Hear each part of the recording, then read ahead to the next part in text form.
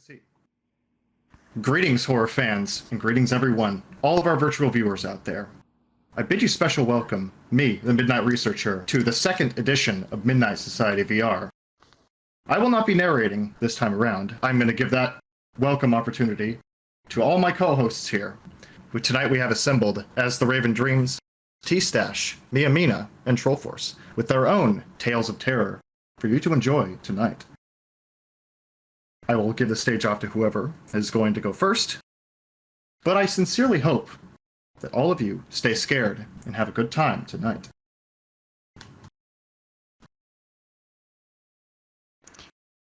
Hello, I am Mina, and usually I would say hello hauntlings, because I call my friends hauntlings. I have a haunted library that people visit me by.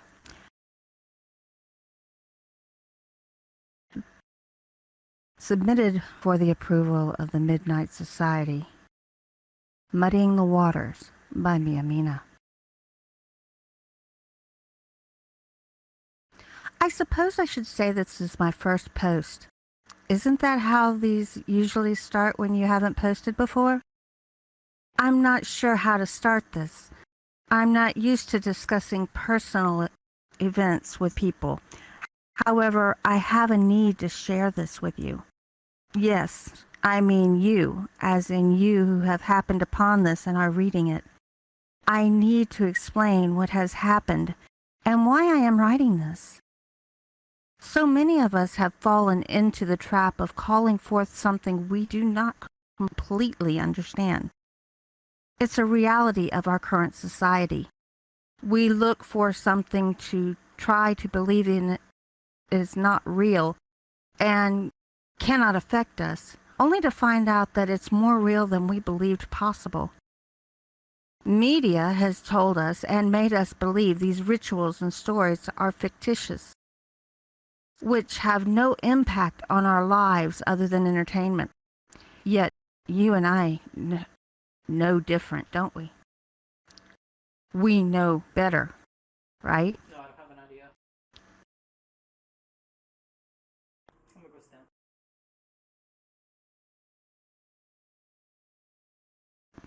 We've made the mistake of calling forth a creature, demonic force, or curse upon our heads. It leaves us trying to find a way to escape what we have called forth upon ourselves in ignorance. No matter how we try in our ignorance, we are trapped in the cycle of trying to escape what we ourselves have called down.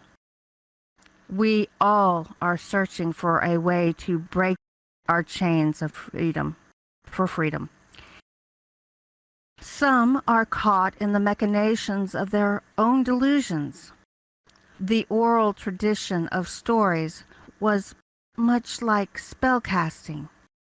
Then they were put into a written format, filling grimoires, books of dark and light thoughts, and supposed stories of fanciful imaginations. Now, it has moved from written to recorded and videos. We have movies and series which give us the same effect. It has also moved forward into the new internet and spread in more than one medium. We've been tricked into reading, watching, or listening to what we believe are innocent stories or actions. Some have even started placing a label on some of them, trying to make them seem less real. They're calling them creepypastas like Smile Dog, Slender Man, Laughing Jack, Eyeless Jack, and Been Drowned. We have movies such as Blair Witch, The Thing, It Follows, Hereditary, Truth or Dare, and The Craft. So many different ways to infect us in our ignorance. The internet only helps us to propagate the spread of such innocent ignorance. So I, like so many others, have come looking for a way to save myself. I wish to muddy the waters, to find a way to spread the belief and tulpa effect to the wider population. Just like others before me who have come here to find a way to hide from the creature or curse brought down upon themselves, I have come to add my own needs as you read. My demon stalker is lithe, pale, and skeletal. Her eyes burn red when she chooses to let you see them.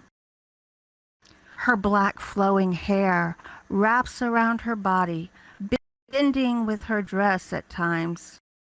I made the mistake of letting her in by doing her ritual. I saw it demonstrated in a movie. The ritual was so much like Bloody Mary, I had to try it. Only, I didn't know it was real. I didn't know it would work. I didn't know what it would do to me. When she came for me, I looked at her unbelieving. I was unsure how to react to her. For the first few times I was in her presence, she teased me with promises of what could happen and how I could send her to others, ways to save myself from her vengeful needs. She didn't understand the words I spoke to her until it was too late. I did. Now, by telling you all of the Queen of Spades, I have spread her ilk to you. I'm guilty of trying to spread the same threat to you, dear reader, as others have come to do before me. However, I don't do it from innocent ignorance.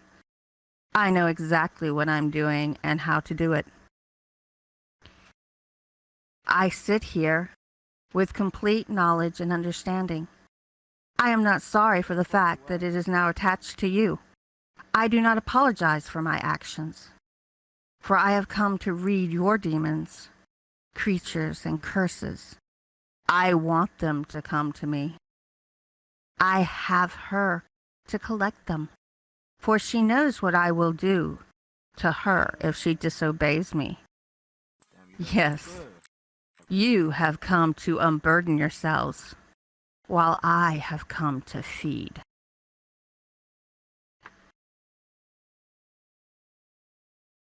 The end.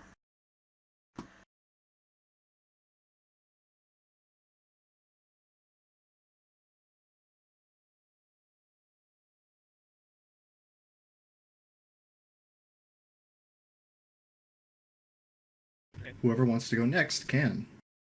Don't be waiting on anything. Don't worry. That's fair. Guess I'll go Go next. on, T. Do it, T. Do it, T. Only the mouse stayed still. Hello, my name is TeeStache. This story is part of the universe a friend and I have been working on. Submitted for the approval of the Midnight Society. Bitter Vengeance by TeeStache. The heat from the sun slowly vanished towards the end of the day. The gravel beneath my boots moved as I walked towards the rusted door. Aged by time, too long to recall. I reached my hand towards the handle. With a grunt, I opened the heavy metal door. The familiar scent of carnage filled my lungs as I inhaled. I walked down the dimly lit steps as the door swung closed behind me. The slam of the metal frame echoed down the hall, deeper into the structure. In the distance, I heard steady breathing. Good. I'd hate to lose this chance. I reached the bottom of the stairs, turning towards a doorway around the corner, entering a red room filled with light. Tools of torture covered the walls and benches beneath. A large steel table stood in the center, strapped to the slab of metal lay an unconscious, disheveled man. I walked around him, towards the 5-gallon bucket on the floor. My hand unscrewed the cap, tossed it towards one of the shelves. I walked back around the man, stopping once I reached his head. The bucket's contents were slowly dumped onto his face. His slumber was replaced by his coughing and gagging upon the water, slowly suffocating him. Halfway through the bucket, I stopped, giving him a chance to catch his breath and ask a few questions. What the hell? What the hell am I? Good evening, Mr. Duncan. You are in my shed, strapped to my table, because you, sir, have fucked up. Before he could continue, I poured the rest of the contents, almost drowning him once again. Once the bucket was empty, I tossed it aside, letting it clunk against the concrete. He gasped for breath. What the fuck? What the hell? I felt my pulse quicken. Impulsively, I grabbed the holstered knife at my side. I jammed the blade into his arm, feeling it impact with the steel through his flesh. I felt slight joy listening to his cried pains, feeling a smile growing, listening to his anguish. The deal was to be discreet in this business, and you broke that deal. But no worries. I'm going to take my time with you. I pulled the knife out of his arm, feeling it tear through his muscle. His blood began to steadily pour out of his damaged arm. Oh, damn. If I don't hurry, you're going to die before I really get to enjoy any of this. Duncan looked at me with eyes full of confusion. Did I mess up? I swear! I made sure to clean up! No evidence! Nothing! I didn't say nothing to no one! I stared into his eyes, letting him sense the rage within me. I know.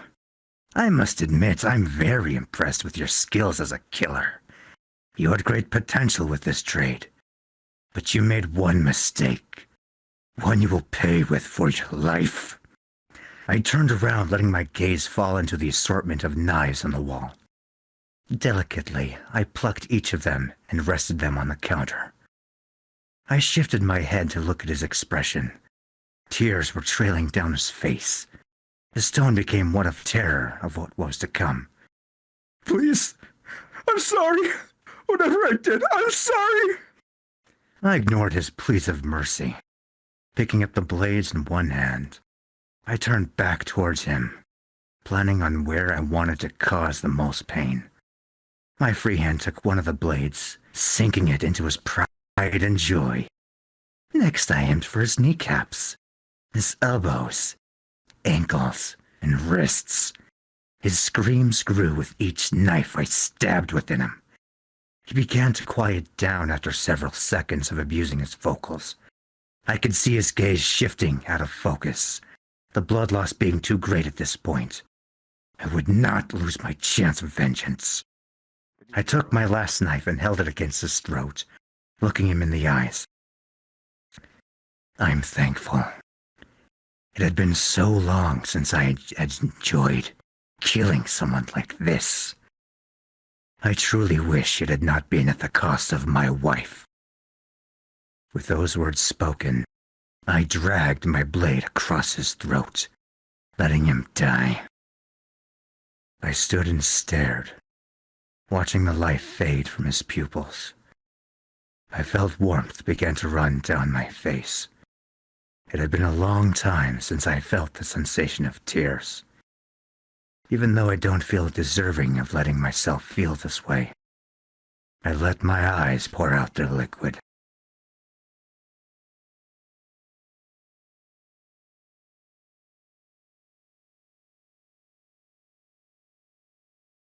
I'll go next. Okay. Good evening, friends. I hope you're all doing well.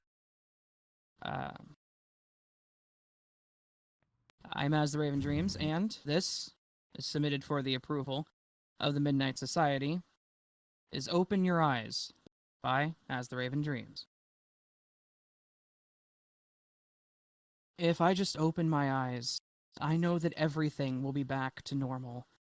There will be nothing out of the ordinary in the room. Everything will be as it should be, and I'll have no reason for me to feel fear whatsoever. In fact, I'll probably laugh at myself when I realize that everything was in my head, and I was upset for no reason whatsoever. I'll pull my eyelids open, and the only thing I'll see in front of me is an empty space filled with the darkness of the night and some furniture. I'll see the ceiling, complete with the various dust and cobwebs that line the corners, and then I'll see the ceiling fan spinning slowly on its lowest setting. If I look over, I'll simply see my wife sleeping comfortably. Perhaps I'll see the cat on the windowsill looking out at the night, and a few car lights as they reflect off of the glass pane. But I know that there will be nothing else, right? There'll only be the normal motions of the night and nothing else. I have to tell myself that there will be nothing else. In fact, that crashing noise that I thought I heard a few moments ago, it was simply in my mind. Nothing more than a byproduct of an overactive imagination and eating spicy foods too late in the evening. A nightmare that, in the end, will mean so very little to my life. I may remember it in the morning for a few minutes, and maybe it'll cause a bit of anxiety, but I'll laugh it off, and it'll turn out to be irrelevant in the long run. The same goes for the stepping sounds that I thought I heard. Those heavy thuds that seemed to echo throughout the hallway immediately after said crashing noise. They were nothing at all. They may have sounded like they were coming from the feet of a very large and hungry creature, but it was just my brain making things up as it went along. It's hilarious how we can scare ourselves with our own imaginations, huh? And then, when I heard the shrieking and hissing of my angry cat, I would think he was most likely just being the guardian of the house that he pretends to be. And there must have been something outside the sliding glass window that angered him. He's always been one to jump at shadows. More likely, maybe there was another cat, a feral one that likes to roam the neighborhood, that had walked up to the back porch and caught his eye. He felt the need to make as much aggressive sound as his tiny frame would allow. He just wants to protect his domain and his family, and I can commend him for that. Maybe in the morning I'll give him some treats for being such a good cat. Yeah, that'll do. And that scream that my wife let out a few moments ago, no, that was certainly nothing more than her waking up from one of her night terrors. It must have been one of the more intense ones, as the scream sounded like she was in pain. And she screamed more than once. Really, though, it's not the first time that she's had these overwhelming nightmares. Heck, last week alone, she awoke twice in the middle of the night to them.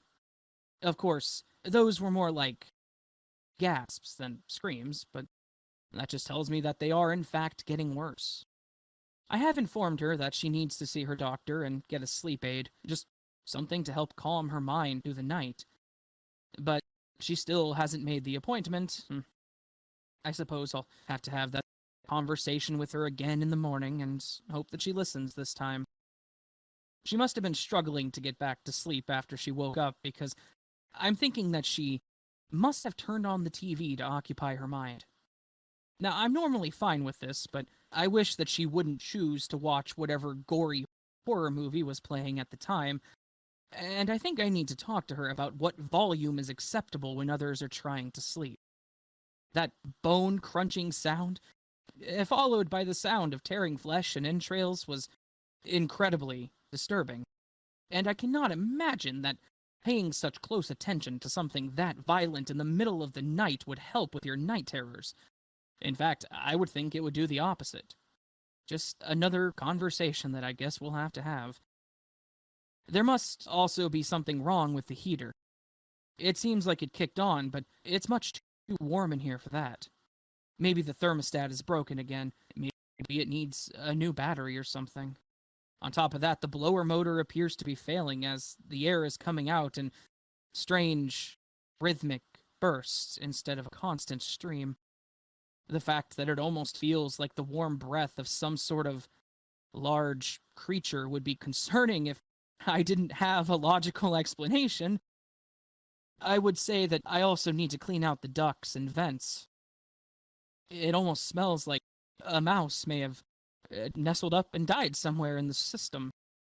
The scent is incredibly unpleasant, but again, there's a reasonable explanation for it, and it'll have to wait until morning. Yeah, I really don't think I should get out of bed right now and start fixing various problems in our house. And then, There's that low gurgling sound that almost reminds me of a low growl. I guess that I need to be really better about the upkeep of our house. That has to be the pipe that's struggling to push water or something simple like that. Sure, the sound is usually not so deep and not so loud. It almost sounds like it's right next to my face, but that's not possible. It has to be that the pipe is in really bad condition. That's all. Yeah, that's all.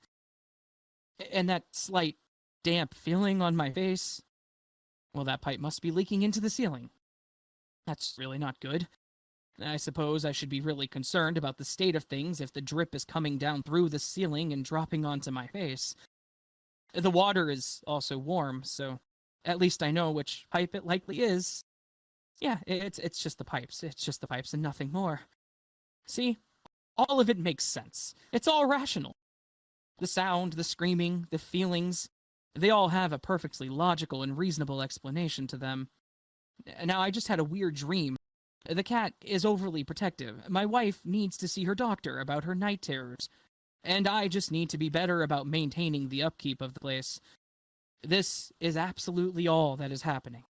It all makes perfect sense, and when I open my eyes, everything will be normal. And there will be nothing to be afraid of. I just need to open my eyes, take a deep breath, and calm down. And I will do so as soon as I can think of a good, logical explanation for that claw that is poking at my chest.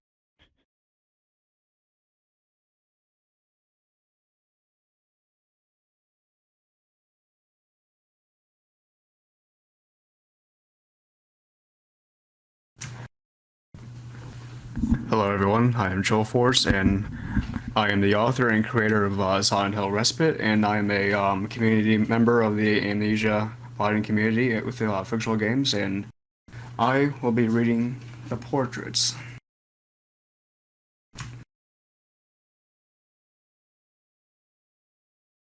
Submitted by the approval of the Midnight Society, the portraits by Anon.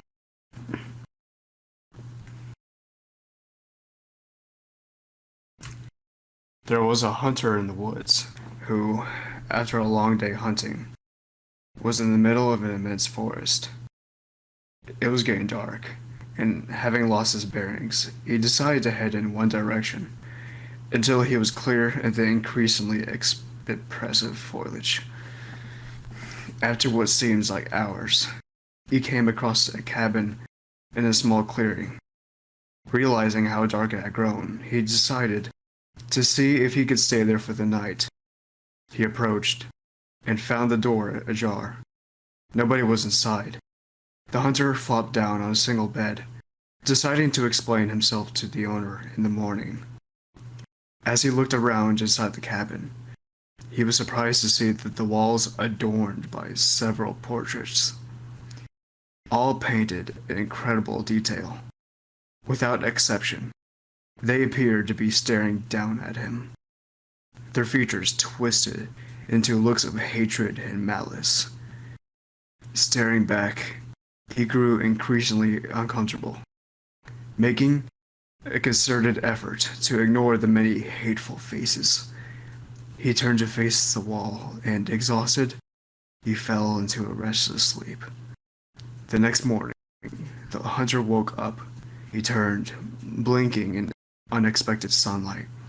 Looking up, he discovered that the cabin had no portraits, only windows. And that's it.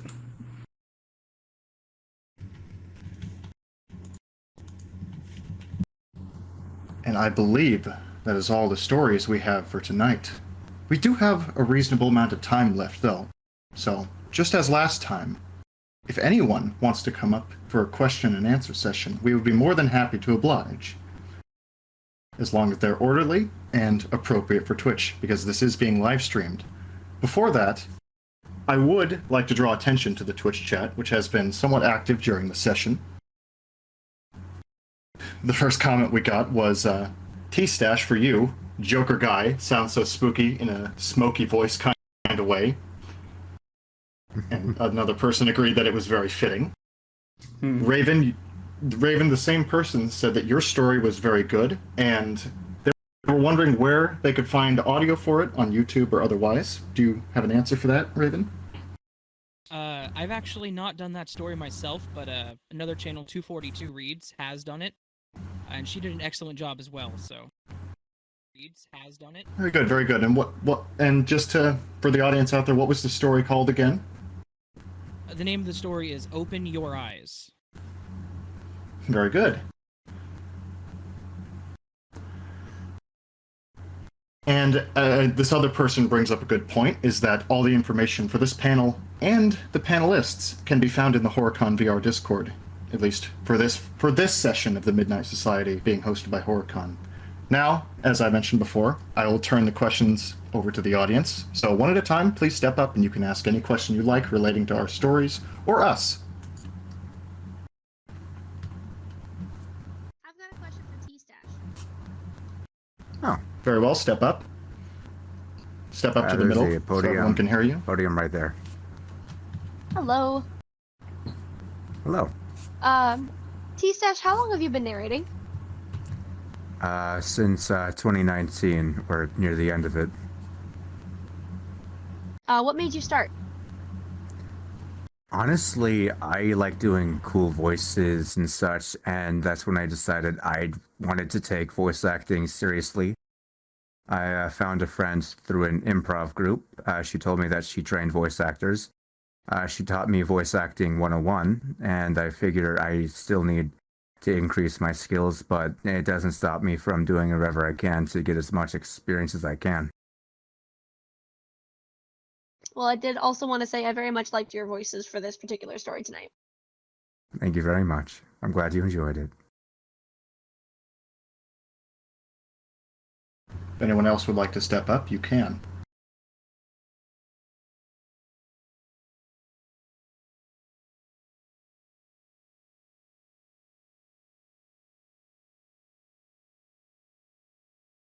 Very well then.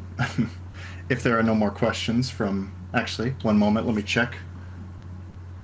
Does not seem like there are any more questions from the Twitch chat either. So this was evidently a much shorter session than last time, but that's not a negative.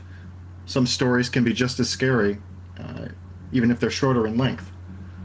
Someone says... Oh, no, that is a HorrorCon related question. I'm sorry, we can't answer that here. Yes, stories being shorter is not a bad thing. Always keep that in mind when perusing any other forms of written horror media. It's very important. This has been, as I said before, myself, Midnight Researcher, with Midnight Society number 2 at HorrorCon VR, with AsTheRavenDreams, TrollForce, TeeStache, and Mina. Thanks to all you horror fans for attending. And be sure to check out the rest of HorrorCon VR. There are many other panels and booths and events to check out, including more tonight. That's going to be it for Midnight Society number 2 at HorrorCon VR, and I bid you all a good night.